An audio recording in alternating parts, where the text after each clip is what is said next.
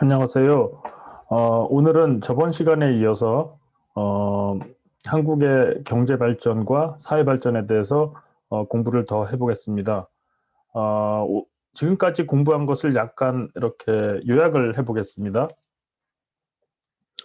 지금 한국이 1960년대부터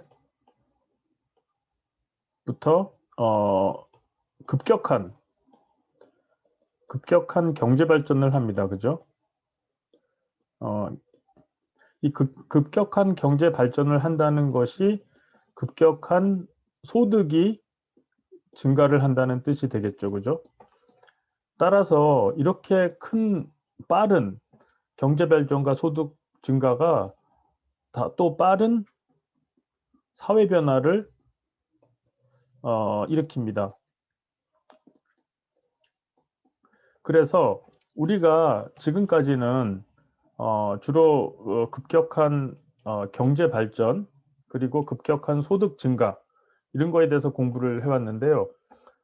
지난 시간부터는 이 경제 발전으로 인한 사회 변화가 어떻게 되었는지를 공부하기 하고 있습니다. 즉, 우리가 공부하는 것은 경제 발전이 사회 변화에 어떻게 영향을 주었는가 하는 것을 공부를 하는 것입니다. 지난 시간에 공부를 한 내용은요, 우리가 한국에 있어서 교통의 변화를 보았습니다. 원래 전차가 대중 교통 수단이었는데 이거는 일제 강점기에 많이 사용했던 대중교통이고요. 이게 버스로 전환이 됩니다. 이 전차가 너무 낙후되고 오래되면서 버스를 사람들이 더 많이 사용하게 되고요. 이 버스에서 이 만원 버스를 우리가 봤죠, 그죠? 만원 버스로 너무나 이 버스 사용하는 사람들이 고생을 하고 또 버스가 사람을 많이 실어 나르는 역할을 제대로 하지 못하면서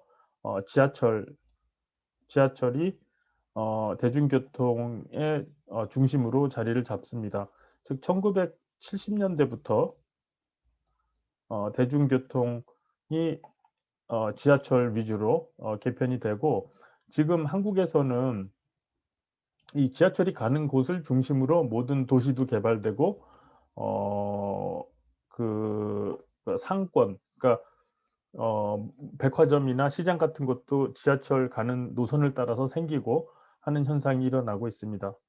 저번에 또 두 번째로 본 게 도시 빈민에 대해서 보았죠. 그죠?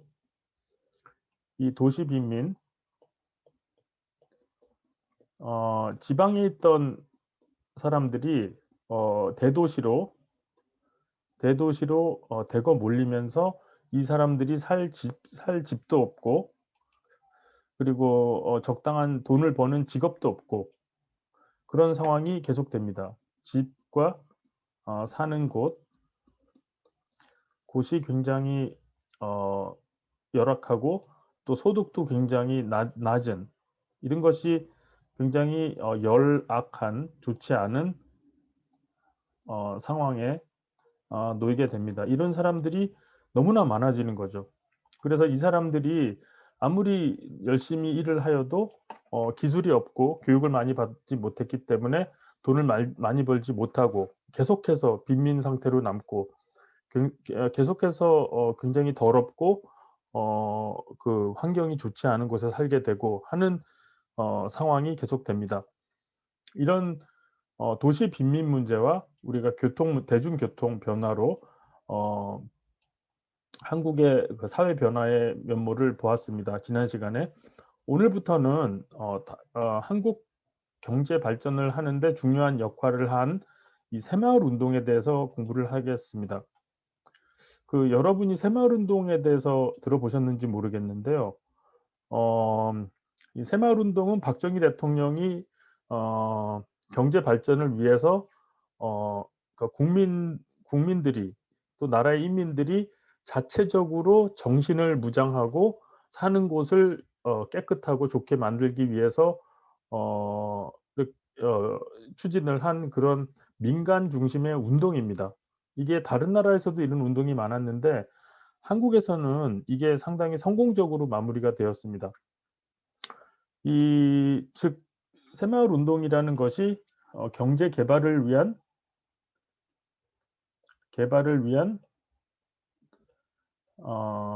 정신 운동이라고도 볼 수가 있습니다. 즉 1960년대까지는 한국 사람들이 너무 게으르고 게으르고 그리고 패배주의에 빠져 있었는데요. 이 패배주의라는 말을 여러분이 어 아실런지 모르겠는데, 게으르다는 거는 이제 게으른 거죠. 게으른 거는 일을 많이 안 하고 일을 열심히 하지 않고 한 것이고요. 패배주의라는 것은 한국 사람들이 1960년대 70년대까지 전 세계에서 제일 못 살았으니까 너무나 그 잘 사는 사람들한테, 그리고 잘 사는 나라한테 주눅이 들어 있었어요. 즉 한국 사람들은 그냥 일본에 대해서 아시아에서 제일 잘 살던 일본에 대해서 하는 생각이, '우리는 아무리 노력해도 일본처럼 잘 살 수는 없어. 우리는 아무리 노력해도 미국처럼 잘 살 수는 없어.' 이런, 해도 해 보지도 않고 하려고 노력도 안 하고, 그리고 게으르고 하는 그런 정신이 너무나 팽배해 있었습니다. 왜냐하면 아까도 말씀드렸지만 한국이 전 세계에서 가장 가난한 나라였기 때문에 그런 일이 계속해서 벌어집니다. 그래서 박정희 대통령이 경제 개발을 위한 정신 운동을 민간 수준에서 이렇게 퍼뜨린 것이 새마을 운동입니다. 즉 우리도 잘 살 수 있다는 어 잘 살 수 있다는 정신을 잘 살 수 있다는 정신을 일깨워 준 그런 운동이라고 하겠습니다. 지금 우리가 화면에서 보시는 것이 새마을 운동의 깃발인데요. 요 새마을 이렇게 쓴 것은 박정희 대통령이 직접 붓글씨로 쓴 것입니다. 이 새마을 깃발이 이 녹색으로 되어 있는데요. 녹색은 이 녹색 혁명을 의미합니다. 녹색 혁명은 다름 아닌 어 농촌에서 농촌에서 생산을 늘리자는 뜻입니다. 그리고 여기 노란색으로 이제 새마을 그 깃발 안에 이렇게 표시가 있는데요. 이거는 부자가 되자는 뜻입니다. '돈을 많이 벌자.' 이런 뜻이 되겠습니다. 그래서 맨 가운데는 또 이렇게 새싹이 있습니다. 새싹은 미래지향적으로 '열심히 해서 잘해 보자.' 이런 뜻이 되겠습니다. 이 새마을 깃발은 1980 년대까지 한국의 모든 학교와 그리고 모든 관공서, 또 모든 회사 건물 앞에 이 새마을 깃발이 한국의 그 국기와 함께 이렇게 펄럭였던 깃발입니다. 지금은 그렇지가 않은데요. 옛날에 그 한국의 모든 건물 앞에 가 보면 어 이제 모든 건물이 뭐 학교도 있고 관공서도 있고 이렇게 있으면, 모든 건물이 이렇게 큰 것이 있으면 그 건물이 이렇게 있잖아요. 건물이 이렇게 있으면 모든 건물 앞에는 이 깃발이 두 개가 서 있었어요. 하나는 한국의 국기, 두 번째는 요 새마을기였습니다. 새마을 깃발. 그죠? 그래서 어디를 가든 한국에서 이런 새마을 깃발을 볼 수 있는 때가 있었습니다. 그 정도로 한국에서 이 새마을 운동은 박정희 대통령이 시작을 했고 아주 강하게 추진을 하였던 정신 운동이었습니다. 그리고 또 중요한 것이, 새마을 운동이 그 개발도상국에서 상당히 유명한 정책이 되었습니다. 한국이 굉장히 못 살았을 때처럼 사람들이 패배주의에 빠져 있고 게으른 상태에 있는 것 게으른 상태에 있었던 것처럼 지금 그런 상태에 있는 나라들이 많습니다.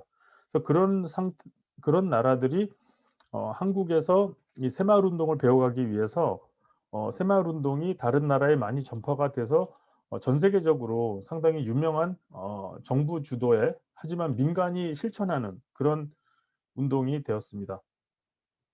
자, 새마을 운동에 대해서 본격적으로 공부를 해 보겠습니다.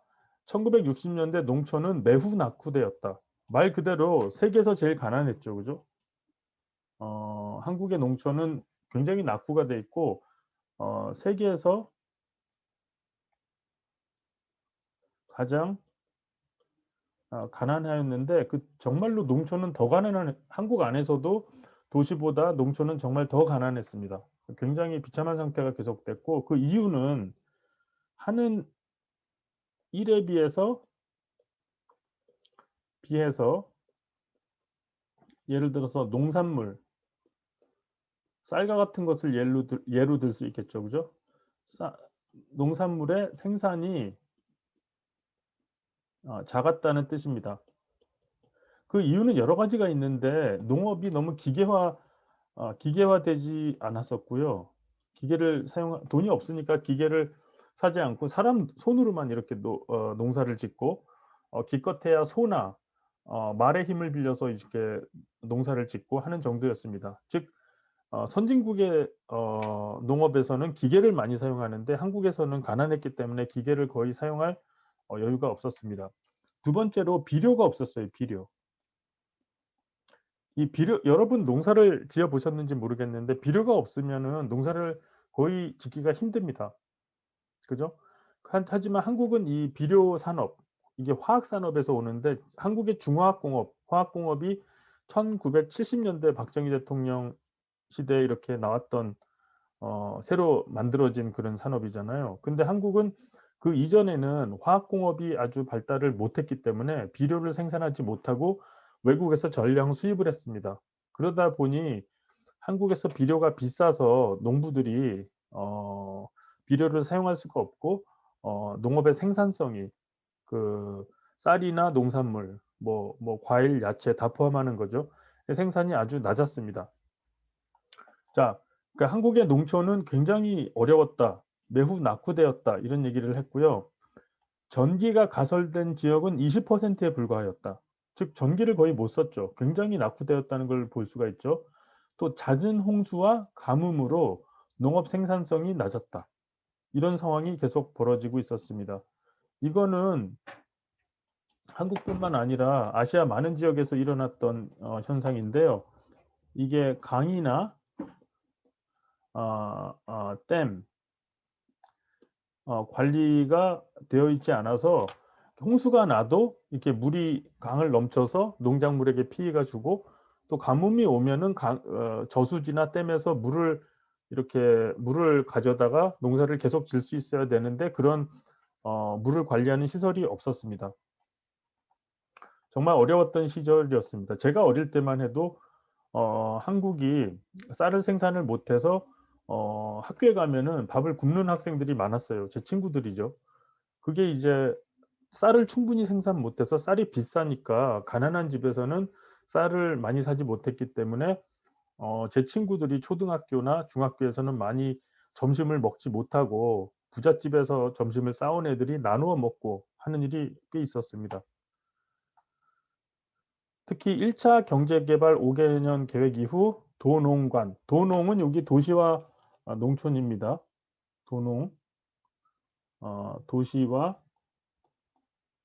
농촌의 경제 생활의 격차가 커지면서 농촌의 낙후성은 더욱 두드러졌다.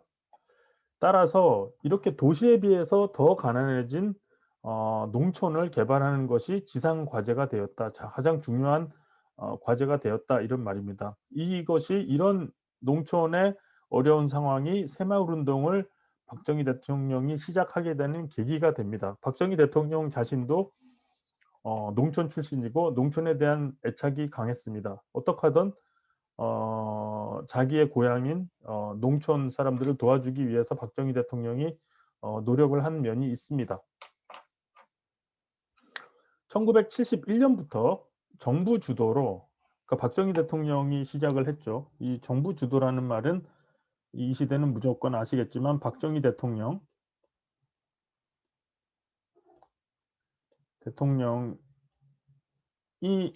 주도로 전국 농촌 마을에서 새마을 운동이 시작되었습니다. 각 마을에서는 시멘트와 철근을 이용하여 시멘트와 철근은 아시죠? 철근은 쇠고 시멘트는 건물을 짓는 건물을 콘크리트를 만드는 그 물질이죠. 이용해서 마을회관을 건축하고, 마을회관은 시골 한국의 그 지방에서 굉장히 중요한데요. 마을회관은 어 그 마을 사람들이 모이는 장소죠 뭐. 예. 이 농촌 지역에는 서로 이렇게 농사를 지을 때 서로 도움을 주고받아야 되기 때문에 도시와 달라서 마을 사람들이 모여서 서로 얘기도 하고 "나 이렇게 도와줘. 내가 너 일을 하면 이렇게 도와줄게." 하는 그 모이는 장소가 필요한데, 그것을 마을회관이라고 합니다. 또 마을 안길 확장. 마을의 길이 그 당시는 전혀 포장이 돼 있지 않았어요. 그래서 이 마을, 그러니까 차도 제대로 다니지 못하고 소도 사람과 소도 이렇게 가축도 다니기가 힘든 상황이 많았는데, 마을 안길을 더 확장은 넓힌다는 뜻이죠. 더 넓혀서 어 마을 안길을 넓히다.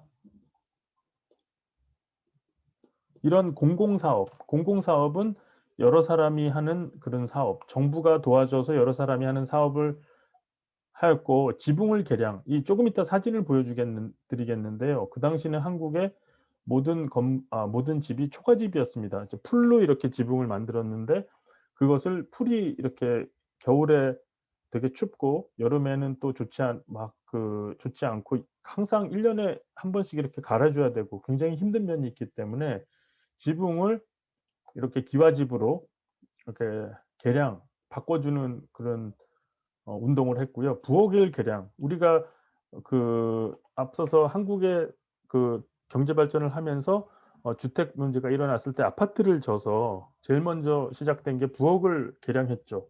부엌이 사람들이 이용하기 편리하도록 바꾼 그것을 말하고 있습니다. 그리고 화장실 개량.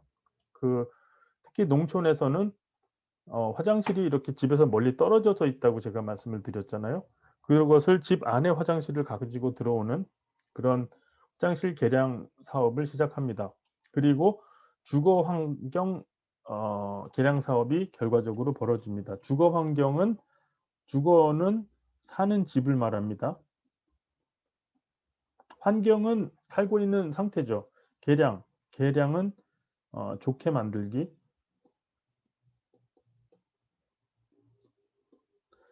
즉 사는 집의 환경을 좋게 만드는 사업이 처음에 시작됩니다. 그게 새마을운동의 처음의 시작이었습니다. 즉 새마을운동은 이런 주거 환경 개선, 그리고 공공사업을 통해서 마을의 길을 넓히고 마을 회관을 새로 만들고 하는 이런 작은 일부터 처음에 시작했습니다. 자, 새마을운동의 주요 내용을 볼까요? 조금 전에 공공사업과 주거환경 개량을 봤는데, 이 외에도 주요 내용을 보면 조금 전에 본 그 내용을 또 나오죠. 초가집을 없애고 슬레이트 지붕으로 고치는 서양식 현대화 주택 건설, 농기계 보급. 이전에는 제가 말씀드렸지만 한국에서 농사를 지을 때 사람의 힘과 그리고 소나 어 또는 말을 이용해서 농사를 졌는데요. 이런 농기계, 이런 오른쪽에 보는 이거를 경운기라고 하는데요. 이 경운기를 어 소 이용해서 소를 이용하던 농사를 하지 않고 경운기를 이용해서 하게 됩니다. 이 소와 같이 이렇게 농사를 짓다 보면은, 소는 동물이기 때문에 쉬어야 되고 계속 일을 할 수가 없는데, 이 경운기는 기계이기 때문에 이 기계를 이용해서 농사를 지으면은 아주 힘도 세고 농사가 잘 지어지고 하는 장점이 있었죠. 그리고 흙길을 시멘트 또는 아스팔트 길로 포장을 했다. 원래 이런 지금 경운기 옆에 보는 이 길이 흙길인데요. 이 포장이 되지 않는 길이죠. 이거를 아스팔트나 시멘트로 이렇게 포장을 하는 그런 사업을 벌입니다. 그리고 도시 및 도로 미화 사업. 미화 사업은 깨끗하게 한다는 그런 뜻입니다. 미화 사업은 깨끗하게. 그리고 새마을 지도자를 양성, 즉 마을마다 새마을 운동을 이끌어 나갈 지도자를 뽑아서 훈련을 시키고 각종 교육을 시켰습니다. 그리고 기타 정신 교육, 그러니까 패배주의에 젖어 있던 한국 사람들, 특히 농촌 지역 사람들을 패배, 아까 설명을 했죠. 그러니까 '뭘 해도 되지 않는다.'라고 이렇게 쉽게 포기하고 노력을 하지 않는 한국 사람들을 정신 교육을 통해서 적극적이고 이렇게 노력하는 자세를 길러주는 이런 교육을 시작하게 됩니다. 새마을운동이 어땠을 것 같아요? 이게 박정희 대통령이 시작한 정부 주도의 운동인데 이게 사람들이 그걸 따르고 이렇게 도와주지 않으면 이게 전혀 성공할 수가 없었겠죠. 하지만 박정희 대통령이 굉장히 강하게 이 새마을운동을 처음부터 밀어붙인 면도 있지만 다행히 한국 사람들이 이 새마을운동을 잘 살 수 있는 좋은 기회로 생각하고 굉장히 열심히 노력을 하게 됩니다. 자, 이게 새마을운동의 모습을 볼까요? 이게 농촌에서 이 안길을 넓히고 아까 나오죠? 어 이게 보시면 이 농촌에서 길을 넓히고 그죠? 그리고 이렇게 깨끗하게 길을 포장하고 흙길을 이렇게 아스팔트로 또는 콘크리트로 포장하는 작업이 하고 있습니다. 이렇게 정부가 이런 여기 쓰이는 세멘트나 이런 벽돌은 이렇게 정부가 이렇게 도와주지만 실제로 이런 길을 넓히고 깨끗하게 포장하는 사람들은 지방 농촌 주민들이 자율적으로 하는 것입니다. 즉 어떤 건설회사나 건축회사가 이걸 돈을 주고 해 주는 게 아니라 농촌 주민들 자신이 직접 노동을 해서 길을 넓히고 깨끗하게 포장하는 이런 모습을 보고 계십니다. 이게 실제로 1970 년대 한국의 농촌에서 새마을 운동을 하고 있는 모습입니다. 이 할머니를 보시면 머리에 이런 벽돌을 이고 이렇게 집집마다 담을 쌓기 위해서 이렇게 가고 있는 게 보이시죠? 그죠? 저기 있는 할머니도 그러고 여기 있는 아저씨도 할아버지도 이 벽돌을 나르기 위해 지게를 가지고 왔고요. 이게 실제로 주민들이 참여를 하는 그런 운동이 되겠습니다. 자, 오른쪽 사진은 이렇게 개량된 새마을 운동을 통해서 개량된 농촌을 보고 있는 박정희 대통령입니다. 요 오른쪽에 이렇게 손을 요르고 있는 요 사람이 이 박정희 대통령이고요.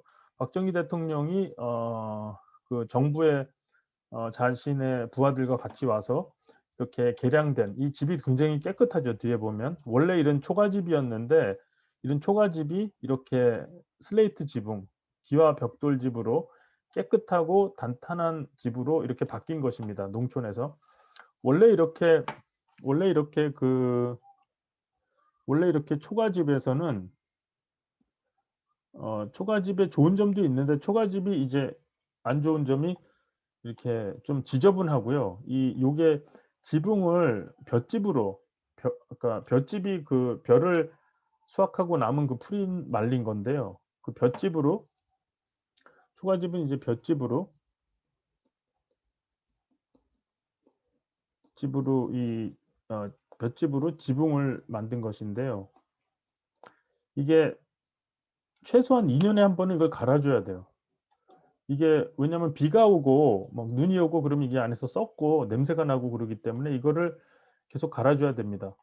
이 초가집을 지붕으로 썼던 거는 한국만 그런 게 아니라 원래 일본도 그랬고 중국에서도 그랬는데요.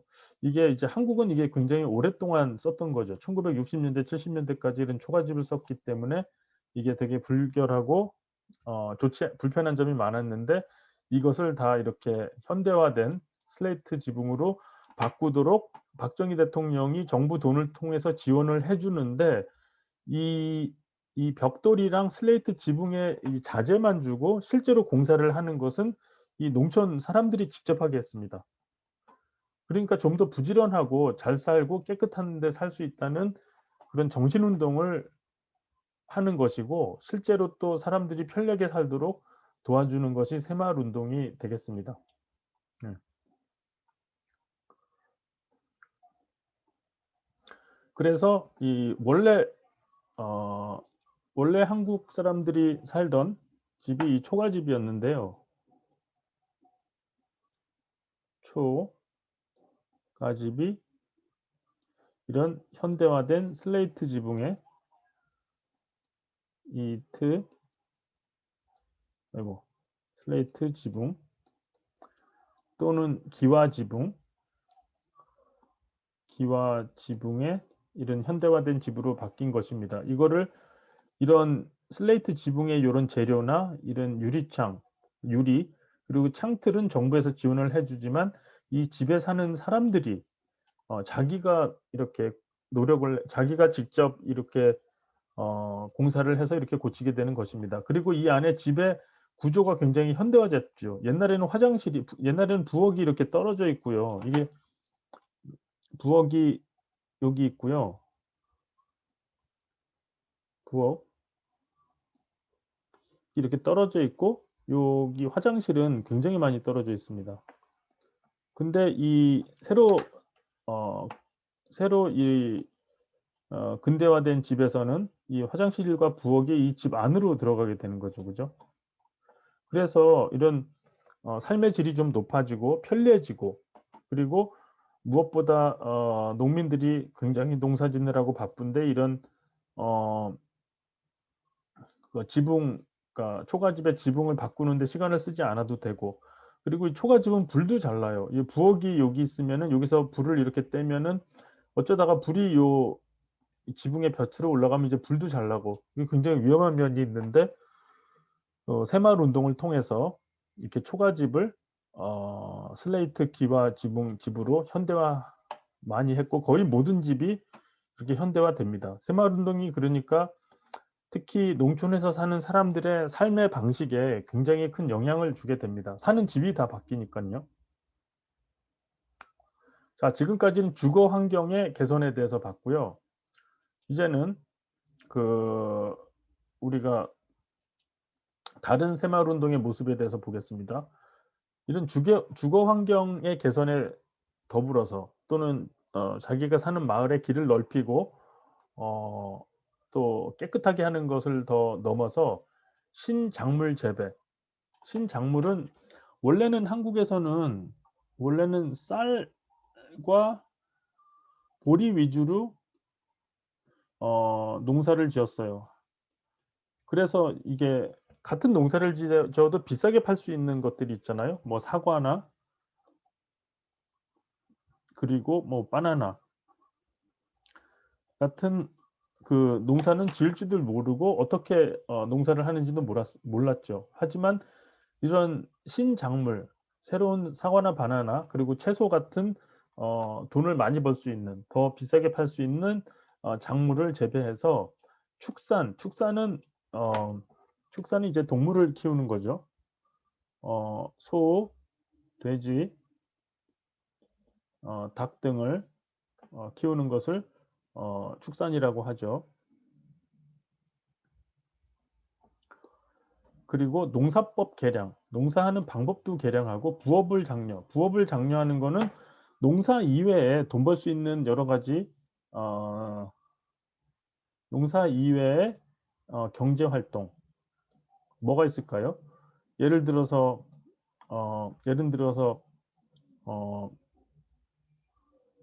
뭐 집을 이용해서 신발을 만들다든지 그리고 그 양잠을 통해서 어 그 비단의 원료가 되는 이런 고추를 키운다든지 뭐 이런 일들이 뭐 농사 말고도 돈을 벌 수 있는 여러 가지 경제 활동을 굉장히 장려를 하고 거기에 대해서 도움을 많이 주게 됩니다. 그래서 소득 배가 운동. 여기서 소득 배가 운동에서 소득은 소득이고 배가는 증가라는 뜻입니다. 소득을 증가시키는 운동도 일어나게 됩니다. 그죠? 그 소득을 증가시키는 소득 배가 운동이 신작물 재배나 축산, 농사법 개량 그러니까 소나 돼지, 닭을 키우는 그런 방법을 좀 현대화하는 거죠. 그리고 농사하는 방법도 좀 현대화하고 그리고 부업을 장려, 농사 이외에 여러 가지 돈을 벌 수 있는 사업을 농촌에서 장려를 하게 됩니다. 이후 새마을운동의 근면자조 협동 정신은 공장, 도시, 직장 등에도 전파가 되었고 원래 농촌에서 시작된 새마을운동이 도시로 다시 전파가 되게 됩니다. 따라서 전 국민의 의식개혁운동으로 발전하게 됩니다. 이게 도시에서는 저축운동, 근면한 노동운동과 함께 시작이 됩니다. 즉 새마을운동은 신기한 것이 새마을운동의 시작은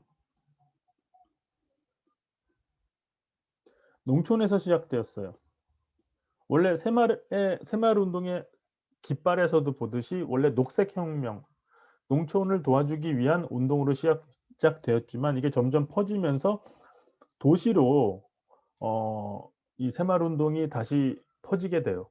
그래서 도시에서는 근면한 운동, 근면하게 이제 열심히 일하는 거죠. 그리고 아끼는 운동, 그리고 그것은 이제 돈을 절약하고 열심히 일하는 그런 운동으로 퍼지게 됩니다. 여기서 여러분이 보시는 요 근면자조 협동 정신은 새마을운동의 3대 정신입니다. 이 굉장히 새마을운동에서 중요한 말인데요. 제가 기말고사에 물어볼 거예요. 이것은 새마을 운동의 3대 정신이 근면 자조 협동입니다. 근면은 뜻이 뭘까요? 근면은 성실히 열심히 일한다는 것이요. 자조는 서로 잘 돕는다는 것입니다. 친구가 열심히 일하면 그걸 잘 도와주고 내가 또 친구의 도움이 필요하면은 도와달라고 얘기를 하고 협동도 이제 서로 잘 돕자는 뜻이죠. 그죠? 제가 이제 새마을 운동을 계속 추진하기 위해서 새마을 노래라는 이 노래를 정부에서 만들었는데요.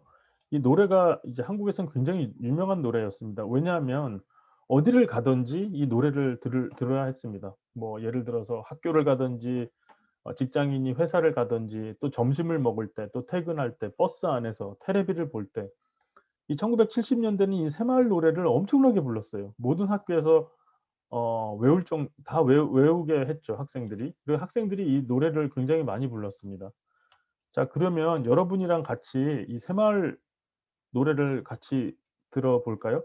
새마을 노래는 가사가 이렇습니다. 새벽종이 울렸네. 새벽에 일어나라 소리예요. 새 아침이 밝았네. 너도 나로 일어나 새마을을 가꾸세. 열심히 일하자 소리죠. 초가집도 없애고 아까 초가집 봤죠? 그걸 없애고 마을길도 넓히고 아까 마을길 넓히는 거 봤죠? 그리고 푸른 동산 만들어서 푸른 동산은 이렇게 산에 나무를 많이 심고 이렇게 잘 가꾸자 소리죠. 알뜰살뜰 가꾸세. 알뜰살뜰은 정성을 다해서 이렇게 그렇게 가꾸자. 서로서로 도와서 서로서로 도와서 땀 흘려서 일하고 열심히 일하고 소득 증대 힘써서 즉 어떻게 하든 소득 증대가 버는 돈이 증가하는 거죠. 제가 여기 설명을 쓸게요.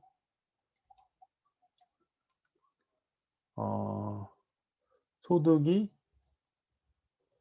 증가하는 거를 소득 증대. 어떻게 하든 부자가 돼서 부자 마을 만드세. 우리 마을 다 같이 잘 살아보자. 우리 모두 굳세게, 우리 모두 굳세게, 우리 모두 굳세게는 뜻이 우리 모두 아주 강하게 마음을 먹고 싸우면서 일하고 싸우면서 일하는 것은 무슨 뜻일까요? 이 싸우면서 일하고는 국방을 말해요. 이때만 해도 이 북한이 굉장히 무서운 나라였기 때문에 북한에 대해서 잘 싸우면서 또 일도 하고 새로운 조국을 만드세. 새로운 나라를 만들자. 이게 새마을운동의 노래였어요. 이 노래를 한번 같이 들어볼게요. 여러분한테 이게 잘 들리시는지 모르겠는데 지금부터 아이고 이 노래를 들어보겠습니다.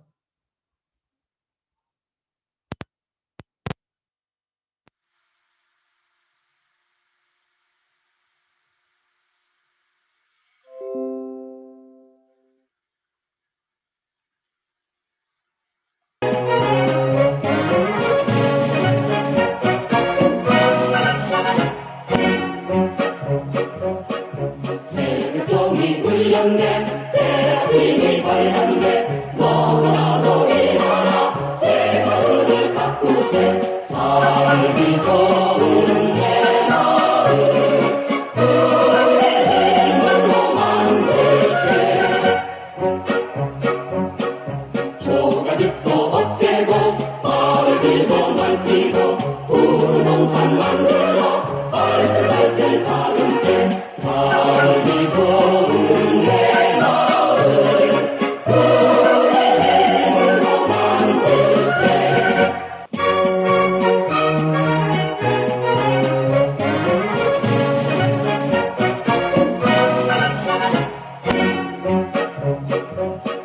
새벽종이 울렸네 새 아침이 밝았네 너무나도 일어나 새 마을을 바꾸세 살기 좋은 내 마을 그의 힘으로 만들세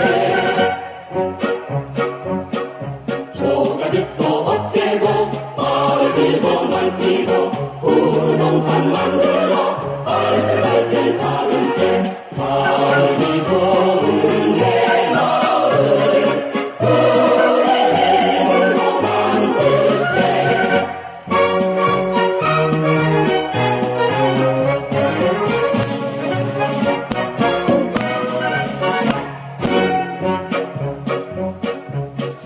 서로 도와서 땀 흘려서 일하고 손등 내힘써서 부자 마을 만들세 살기 좋은 내 마을 그의 힘으로 만들세 우리 모두 굳세게 싸우면서 일하고 일하면서 싸워서 새도국을 만들세 살기 좋은 내 마을 그의 힘으로 만들세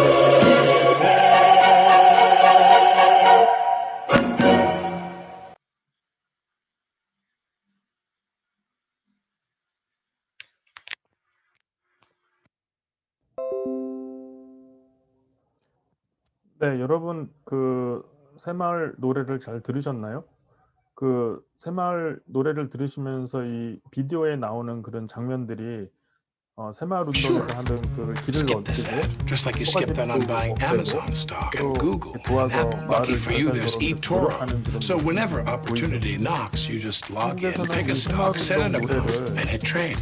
eToro. 하루에도 수십 번씩 들어야 되는 그런 노래여서 한국에서는 굉장히 유명한 노래죠. 지금 젊은이들은 이 노래를 이제 알지는 못하는데 한 40살 이상 된 사람들은 이 노래를 언제나 들어서 조국과 민족을 생각하는 박정희 대통령은 수밖에 없었던 나의 조국이란 노래 이 속에 노래가 그 마음을 여러분한테 담았습니다. 들려준 이유가 이 새마을운동이 어떤 운동인지를 잘 보여주는 그 가사와 아까 그 화면에 나오는 내용이 바로 그것이었기 때문에 보여드렸습니다.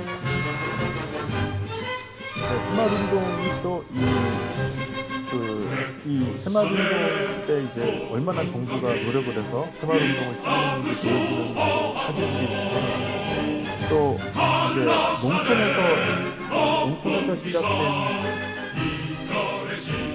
농촌에서 시작된 새마을운동이 이제 도시로 오면서 공장에도 새마을 공장 공장이라고 정부가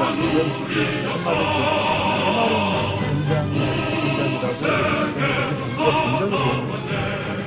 여기는 돈도 잘 빌려주고 세금도 좀 깎아주고 굉장한 혜택을 주었기 때문에 상공부는 이제 정부거든요. 상공부는 정부에서 지정을 하는 145번째 새마을운동을 상공부에서 지정을 하는 한국 정부에서 지정을 해준 145번째 새마을 공장 그다음에 새마을을 딱 만들어주셨습니다. 그래서 이제 아까 말한 정부가 공장에 대해서 이 회사에 대해서 혜택을 주는 것이죠. 오른쪽은 이 새마을 아까 새마을 의자를 양성을 하라고 그랬잖아요. 새마을 운동의 내용 중에서 새마을 지도자를 양성을 했다. 그 마지막에 있는데요. 새마을 운동의 주요 내용에서 새마을 지도자 지도자들을 양성했다. 말마다 새마을 운동을 이끌고 나갈 그 지도자, 특히 젊은 사람을 이렇게 양성을 했는데 그 새마을 지도자들에게 주었던 라디오입니다. 박정희 대통령이 직접 주었던 라디오인데요. 이제 1970년대는 라디오가 굉장히 비쌌죠. 보면은 이 새가 있는 요 표시가 대통령의 표시입니다. 이 표시가 박정희 대통령이 대통령 표시 전형이라고 하는데 이 박정희 대통령이 준 라디오 요런 게 있으면 네. 그래서 이 라디오를 받으면 엄청나게 큰 영광이었어요. 그래서 박정희 대통령이 이런 새마을운동 지도자들에게 이런 또 라디오도 나눠주고 굉장히 그 새마을운동을 열심히 부흥시키기 위해서 노력을 많이 하였죠.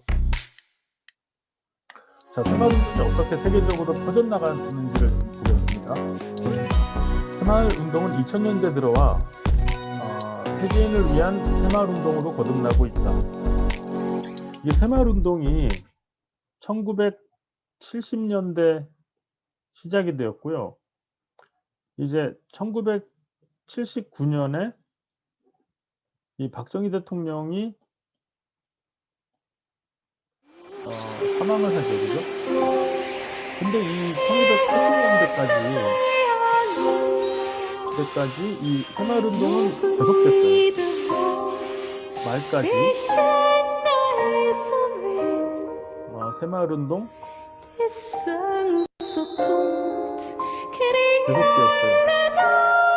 즉 새마을운동이 나라 경제와 사람들이 잘 살아보겠다는 그런 의지를 계속 강화시키는 운동이었기 때문에 이때 이 전두환 대통령이 그리고 미친 듯이 손을 흔들며 외쳤다. 새마을운동을 계속해요. 하지만 1990년대 들어서 김영삼 김대중 대통령이 되면서 이 김영삼 김대중 대통령은 이 박정희 대통령 시절에 엄청나게 탄압을 받았던 이런 인사였거든요. 우리가 다음 시간에 그 얘기는 좀 더 할 텐데요. 네, 23일부터 박근혜 대통령이 네덜란드와 독일을 방문합니다. 반세기 전 50년 전입니다. 아버지가 힘겹게 밟았던 그 땅을 딸이 다시 갑니다. 1964년 서독 아우토반에 박정희 전 대통령이 뿌린 눈물. 당시 박정희 전 대통령의 통역관으로 독일 방문을 내내 함께했던 배경훈 한국산업개발연구원 원장께서 팩트텔 스튜디오에 직접 나오셨습니다. 지금부터 50년 전 서독에 흩어져 있는 팩트들을 하나씩 찾아보겠습니다. 이렇게 나와주셔서 감사합니다. 1990년대 박근혜 대통령이 23일 일요일입니다. 독일을 가는데요. 중단이 됩니다. 박근혜 대통령 감회가 남다를 것 같습니다. 왜 그러냐면은 50년 전 반세기 전에 박정희 전 대통령이 독일을 방문해서 엄청나게 울었는데 그 당시에 같이 동행을 하셨던 거죠. 하지만 2000년대 그러면 들어서 지금 배경훈 원장님께서는 2000년대 들어서 독일 1호 박사십니다. 다시 국비 유학생 가운데 독일의 첫 번째 1호 유학생이셔서 통역관으로 활동을 하셨는데 하나하나씩 짚어보도록 하겠습니다. 이 통역관이 되시게 된 계기는 어떤 이유였습니까? 1990년대 중단되었던 새마을운동이 2000년대 다시 살아나게 됩니다. 그래서 새마을운동은 2000년대 들어와 세계인을 위한 새마을운동으로 거듭나고 있다. 그래서 한국이 외국에서 새마을운동을 배우러 오는 정부나 또는 어떤 기관의 사람들에게 새마을운동 교육을 우리는 혁명이라고 그러지만 그 당시 미국 대통령인 케네디가 혁명이라고 특히 제3세계 국가, 쿠데타 아프리카나 남미 그 당시 쿠데타가 유행이죠. 정치가 부패해서요. 필리핀, 인도네시아, 말레이시아 전부 다 군인들이 이제 쿠데타가 유행입니다. 남미 그 처음에 파키스탄의 트리노 중동에 있는 대통령이요. 국가들에서 장군 출신 쿠데타 굉장히 해가지고 큰 관심을 보이고 있고요. 한국의 급속한 경제 발전뿐 아니라 특히 이들 나라들이 이제 농어촌 지역이 군인들이 굉장히 마지막에 크잖아요. 나서 농어촌 지역의 빈곤 극복에 박정희도 기여했다는 점 때문에 새마을 운동을 배우러 굉장히 많이 한국을 오고 있습니다. 정치가 부패하고 특히 한국의 새마을 운동을 크게 배우려고 노력을 했던 나라는 콩고, 아프리카 콩고, 가나, 케냐, 남아프리카 문제가 생겼습니다. 새마을 운동을 우리나라 쿠데타가 성공이 되면 자기들이 한번 시행해 보기도 동남아시아가 전부 다 쿠데타 성공을 하잖아요. 네. 미국 그리고 대통령이 이 새마을 운동이 중국의 일부 지역에도 전파가 됐고요. 경제 원조를 다 끊어버렸어요. 중국에서는 새마을 운동이라고 하지 않고 한국 신촌 운동 이렇게 이름을 쿠데타를 지었습니다. 했기 때문에 더 이상 지원을 못하겠다. 중국식 쿠데타 하는 운동의 해석법이고요. 이렇게 번역이 되었고 동남아시아가 2006년에 민주주의가 다 노미노가 사회주의 신농촌 건설을 위해서 새마을 운동을 벤치마킹하기로 경제 원조 다 끊어버렸습니다. 중국 정부 수준에서 결정을 혁명 정부가 들어서서 덩사오평이 한국에 대해서 공부를 많이 했는데요. 왜냐하면 한국이 굉장히 빨리 발전하는 것을 할 수 보고 없이 최고의 의장 자격으로 미국에 갑니다. 한국의 발전 그때는 대통령 자격이 아니고 최고의 의장이라고 중국에 도입하려고 굉장히 노력을 합니다. 간 수행원들이 덩사오핑 13사람이 주석이 따라갑니다. 중국어로 번역된 케네디를 만나러 새마을 갔어요. 운동 관련 서적을 화이트하우스에. 당 간부들에게 나눠주며 케네디가요, 운동을 배우라고 지시하기도 했습니다. 문전박대했습니다.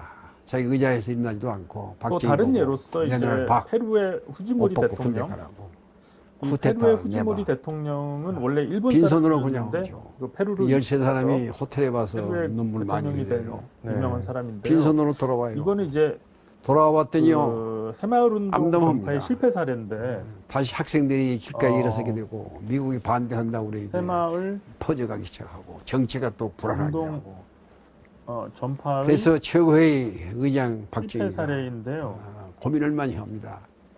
이 조국어들을 그렇게 페루의 후지모리 대통령도 나라를 이제 페루가 좀 잘 살게 해보려고 미국 수원조가 하는 새마을 운동을 적극적으로 수용하자 고민하다가 했습니다. 이 새마을 운동이 생각이 났어요. 여러분 지금까지 새마을 운동 나인강의 기적 서독을 어떻게 가보자. 느끼세요? 분단국가 우려고 동독과 농촌을 잘 살게 클라진 하는 운동으로 시작되었는데 마지막으로 우리 카드가 정부가 너무 강압적이라고 가보자. 생각하지 않으세요? 대사가 누굽니까? 이 정부가 육군 중장, 3스타, 신군 제가 좀 장군이 더 자세히 말씀드리면 최고의 의장 이런 특명에 일이 의해서 있습니다. 독일 대사로 갑니다. 그러니까 미국에서 문전박 이런 일이 있습니다.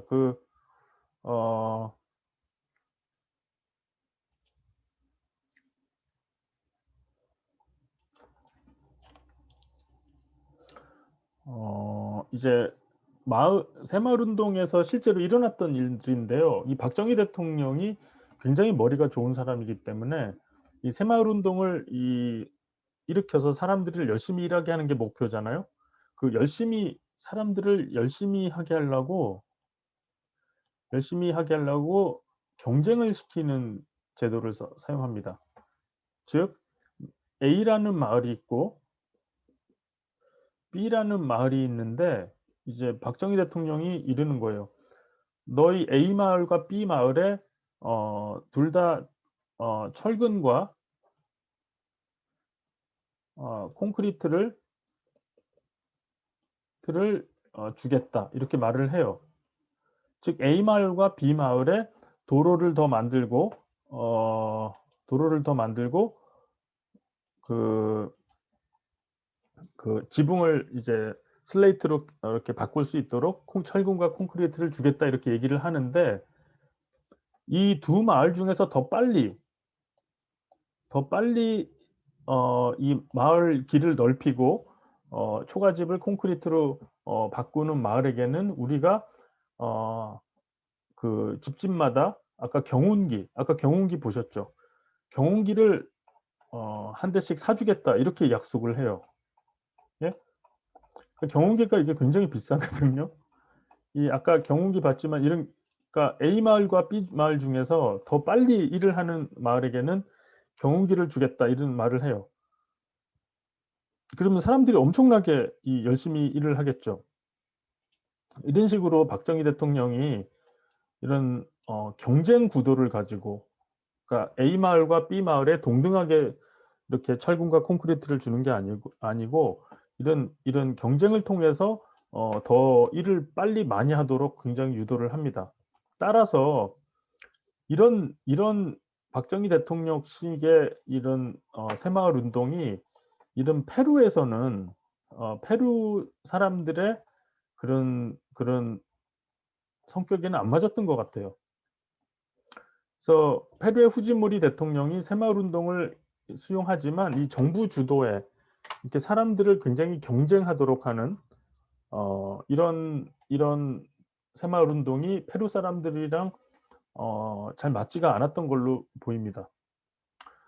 또 미얀마가 민주화를 이룬 후에 새마을운동을 적극적으로 수용해서 지금 미얀마 정부 공무원들이 굉장히 한국에 많이 와서 이 새마을운동을 배우고 있습니다. 지금 현재까지 전 세계적으로 80개국, 전 세계 이제 200나라 정도가 있는데요. 한 80개국에 48,000여 명의 외국인이 주로 공무원입니다. 그 나라의 이 정부 관리죠. 관리나 이 정치인들이죠. 이들이 한국을 찾아서 새마을운동을 합숙 교육을 받고, 그러니까 새마을운동을 배우기 위해서 한국에 머무르면서 여러 날을 자면서 이 교육을 받고 돌아갔고, 지금 현재 25개 국가에서는 새마을운동이 전개되고 있습니다. 자, 이번 시간에는 새마을운동, 한국에서 벌어진 그 정신운동, 녹색운동에 대해서 공부를 하였습니다. 다음 시간에는 한국의 민주화 과정에 대해서 공부를 하겠습니다.